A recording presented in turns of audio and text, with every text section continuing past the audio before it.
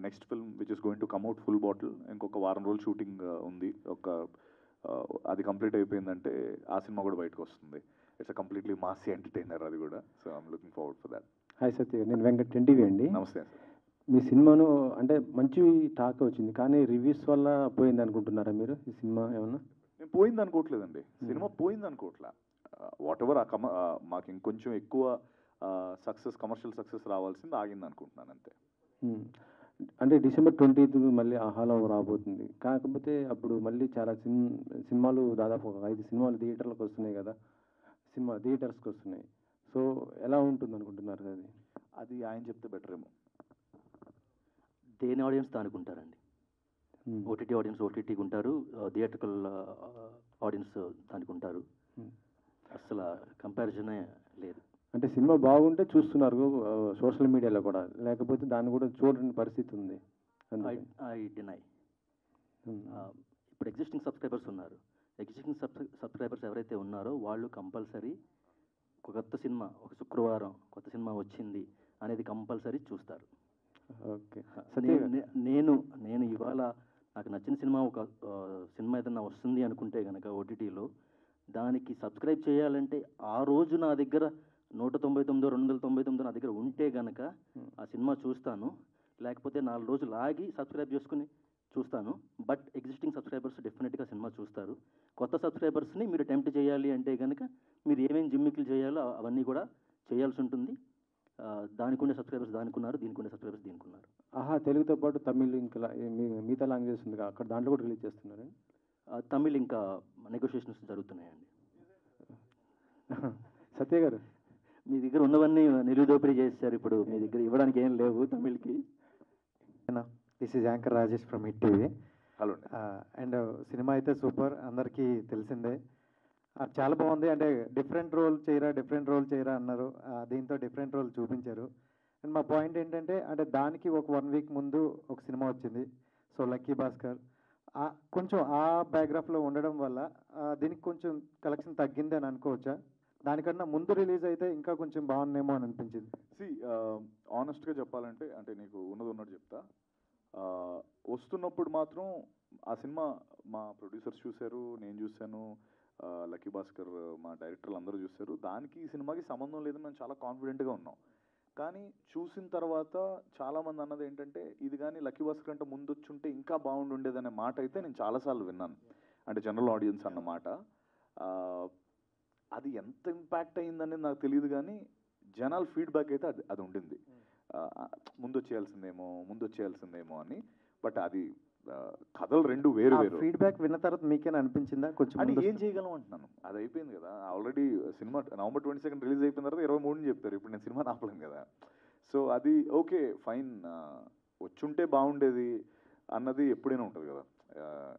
అన్నీ ఇప్పుడు November 22 తర్వాత వచ్చినా కూడా అదే టాక్ ఉంటుంది. So it's okay, it's feedback. Okay, some time ఇప్పుడు మంది first of it's bank film అనుకున్నాము. అది లక్కీ భాస్కర్ ముందు వచ్చింది. సినిమా కథనం అంతా వేరు. Only hero. 2 సినిమాల్లో బ్యాంకర్ అదొకటే. అక్కడి వరకు కొంత సిమిలారిటీ ఉంది. But most of the entire film is totally different. మనది ఒక మాసీ కమర్షియల్ ఎంటర్టైనర్, అదొక చిన్న బయోపిక్ ఒక స్పేస్లో ఉంటుంది. బయోపిక్ కాదులేండి, ఐ మీన్ వాట్ ఎవర్, అది డిఫరెంట్ స్పేస్. బట్ వినడం అయితే విన్నాను. చాలామంది అన్నారు ముందు వచ్చి ఉంటే చాలా బాగుండేది కదా అని. అండ్ బాలబొమ్మల యాక్చువల్గా మీరు 20th రిలీజ్ చేయబోతున్నారు కదా? అవునండి. ఆల్రెడీ హెచ్డి క్వాలిటీతో పైరసీ సైట్స్లో ఉంది ఇది, ఐబొప్పం లాంటి సైట్స్లో. ఏ సినిమాలు లేవండి? ఉన్నాయి, కానీ అనేది దాని ఎఫెక్ట్ మీ మీద ఏమైనా పడుతుందా అని. చాలా మైనర్ అండి, చాలా మైనర్. థియేట్రికల్ 4th డే నుంచి హెచ్డి తిరుగుతుంది మార్కెట్లో. ఇప్పుడు ఏంటంటే ఆహా అనౌన్స్ చేసింది కాబట్టి కొంచెం ఎక్కువ బౌన్స్ అప్ అవుతుందేమో తప్పితే, right from the day 4 of theatrical release the versions are ready. IBomma అవ్వచ్చు, ఇంకోటి అవ్వచ్చు, అన్నిట్లో రెడీగా ఉంది. మీకు ఇప్పుడు లిస్ట్ చెప్పాలంటే కనుక సాయంత్రం అయిపోద్ది, నేను వరుసగా సినిమా లిస్ట్ చెప్పుకుంటూ కూర్చుంటే. But the impact will be very minor. Satyadev garu, Keerthi అండి. హలో అండి. అంటే మనకి మూవీలో ఏమైనా సీన్స్ డిలీట్ చేసినవి ఇప్పుడు మళ్ళీ మనకు ఓటీటీలో ఏమైనా యాడ్ చేయడం జరిగిందండి? లేదండి, లేదు.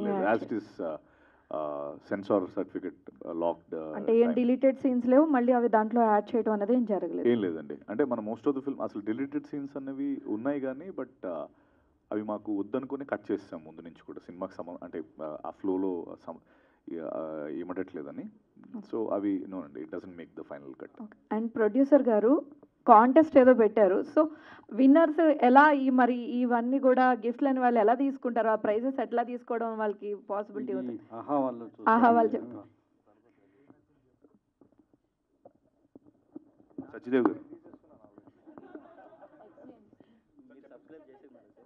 సార్, నేను సబ్స్క్రైబ్ చేస్తానండి ఇప్పుడు వెళ్ళి. అంటే ఆల్రెడీ నేను సబ్స్క్రైబ్డ్ ఎప్పుడో చిన్నప్పుడు. కాదు నేను ఆహాకి ఎప్పుడో సబ్స్క్రైబ్డ్ అండి. సో అప్పుడు నాకేం లేదు, ఏదో బాగుందని తీసుకున్నాను. సారీ, మీరు ఏదో చెప్తున్నారు, ఎలా వస్తాయని ఆన్సర్ చేస్తాను. అది ఇంటర్నల్గా కాంటెస్ట్ రన్ చేస్తామండి. వాళ్ళ ఎంటైర్ డేటాబేస్కి సంబంధించిన మొబైల్ నెంబర్స్ అన్నీ కూడా మన దగ్గర ఉంటాయి. ఆ మొబైల్ నెంబర్స్కి మన టెలికాలింగ్ పీపుల్ ఇచ్చేస్తారు, కాల్ చేస్తారు. సత్యదేవ్ గారు సార్ ఇక్కడ. హలో అండి, సునీల్ అండి from vibrant TV. So successful cinemas వచ్చిన తర్వాత వాటి ఫ్రాంచైజ్ ఫిలిమ్స్ కూడా ప్లాన్ చేస్తారు, పార్ట్ 1 పార్ట్ 2 లాగా. అండ్ దీనికి కూడా ఒక ఓపెన్ ఎండింగ్ ఉంది క్లైమాక్స్లో. సో పార్ట్ 2 స్టార్ట్ చేసి ఎప్పుడు స్టార్ట్ చేస్తారండి? ఎనీ ఐడియా అండి? లేదండి, ఫస్ట్ సినిమా స్టార్ట్ అవుతున్నప్పటి నుంచి అది పార్ట్ 2 ఉండాలని ఒక. మీరు సినిమా చూసారు కదా.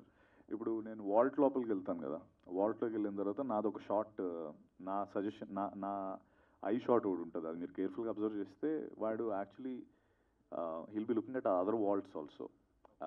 There is hidden details that we'll కావాలనే వదిలేసాము. అంటే ఆబ్వియస్గా పెట్టినవి కాదు, అంటే ఇప్పుడు ఇది అండర్లైన్ చేయాల్సిన ఎలిమెంట్స్ ఏం కాదు, అవన్నీ కూడా కావాలని సినిమాలో పెట్టినవే.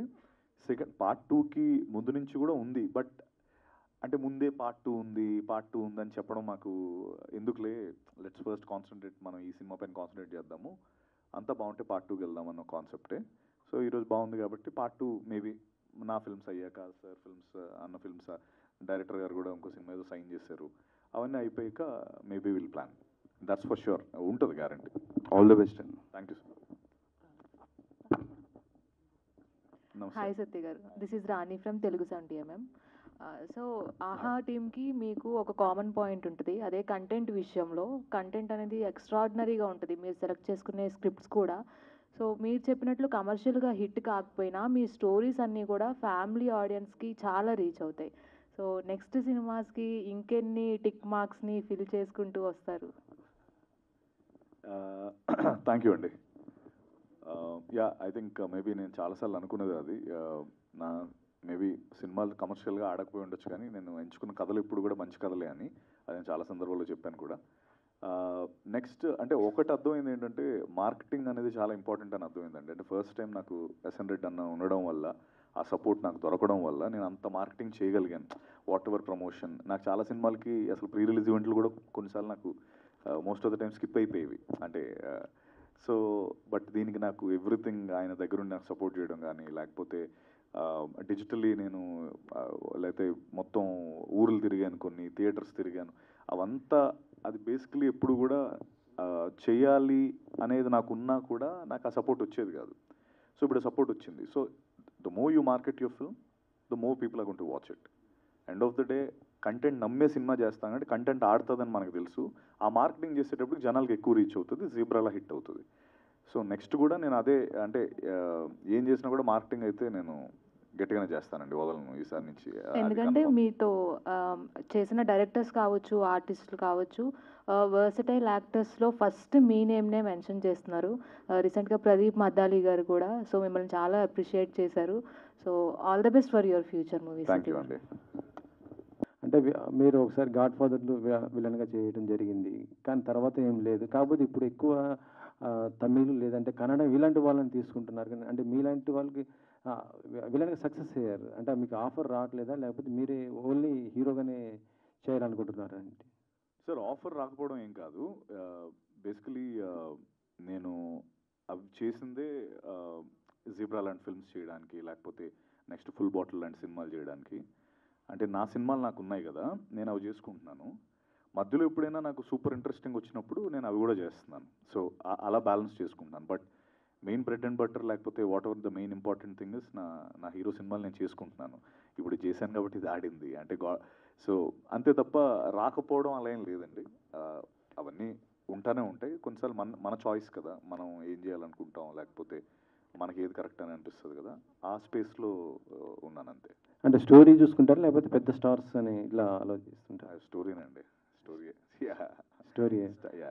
నెక్స్ట్ ఏమున్నాయండి ప్రాజెక్ట్స్? అదే నెక్స్ట్ ఫుల్ బాటిల్ ఒక మాస్ కంప్లీట్లీ తాగుబోతు ఆటో డ్రైవర్ ఆడు, కాకినాడ బ్యాచ్. ఆ సినిమా రాబోతుంది. ఒక వారం రోజులు షూటింగ్ ఉందండి, అది కంప్లీట్ అయిపోతే వస్తుంది.